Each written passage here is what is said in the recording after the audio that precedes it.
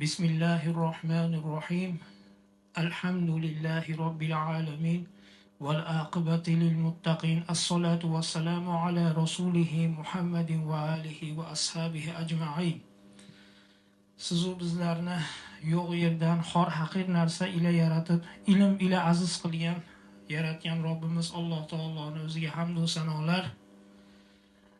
Bizlarga hayotda yo'lboshimiz bo'lgan ota-onamizdan ko'ra mehribonroq zot payg'ambarimiz sollallohu alayhi va sallamga durud va salovat shariflar bo'lsin. Assalomu alaykum va rahmatullohi va barakatuh.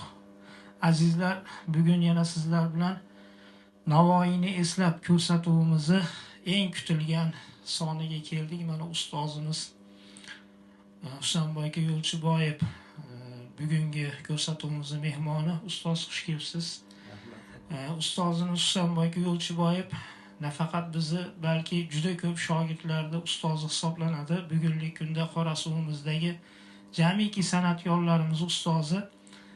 Ustoz Husanboy Yo'lchiboyev o'zini davrida mana Kamoliddin aka Rahimov xalq artisti shular qatorida ijod qilgan ustozimiz hisoblanadi. Avvalo ustoz, sizni mana shu ko'rsatuvda ko'rib turganimdan xursandman. Birinchilar qatorida sizni kutilganida ayrim sabablarga ko'ra sizni ko'rsatuvingiz keyinga qoldirildi. Mana Alloh bugun yetkazib, bugunga nasib qilgan ekan, yaratganning o'ziga beadad shukr. Bugungi Navoiyni eslab ko'rsatuvimizda shu Hazrat Navoiy haqida bir ikki og'iz fikrlaringizni bildirsangiz. Rahmat. Avvalambor yaxshi ishlarni boshlab qolibsan. Alloh kuch-quvvat bersin. Biz ham Navoiy nafaqat shoir, mutafakkir odam, bir vali odam ekan. Germaniyaning bir buyuk shoirini, yozuvchisi Goethe degan odam. Agar men Navoiy zamonida tug'ilib, Navoiy zamonida o'sganimda, men Alisher Navoiyga eng yaxshi shagird bo'lgan, shagird qatorida bo'lardim deb bir ta'rif bergan ekan. Nechinchi yillar u odam Alisher Navoiydan keyin ijod qilgan bilmaymiz, lekin shu odam shunchalik qoyil qolib tan berib, Alisher Navoiyga shunchalik e'tibor berib o'zini ustoz deb qabul qilgan ekan.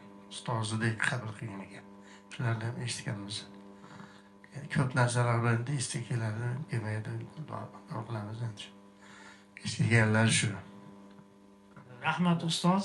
Mana sizdan juda ko'p narsalarni o'rganganmiz. Mana yana Navoiy haqida ham eshitmagan narsalarimizni eshitdik.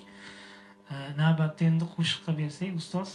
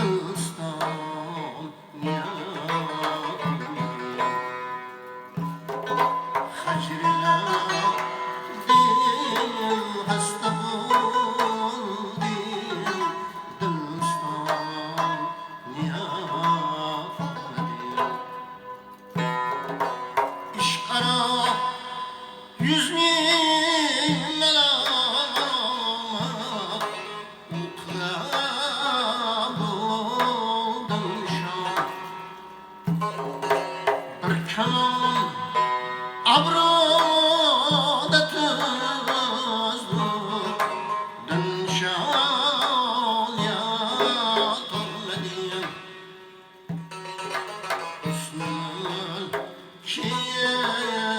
şimdi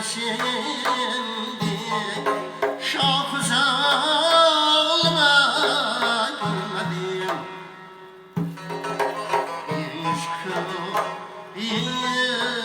de üzüldük, nadan niyet olmadı. İşkı de üzüldük, nadan niyet olmadı.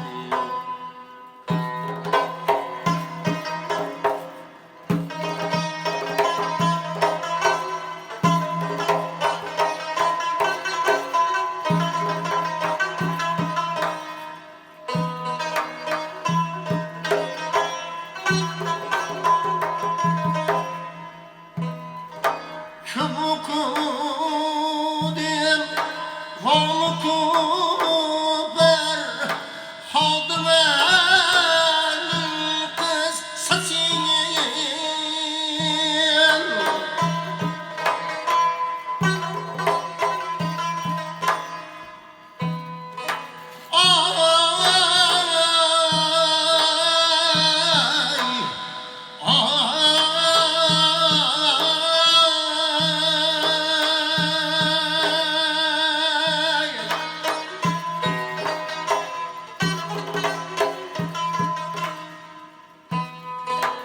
Üç işim değil bu acaba, tasdan yet olmadım. Anan içinde bulsun eynayı geçim. Zaman İşteydim yeknet tüm aman niyet olmadı. Bir gün kör gözlüm ama mihriban niyet olmadı.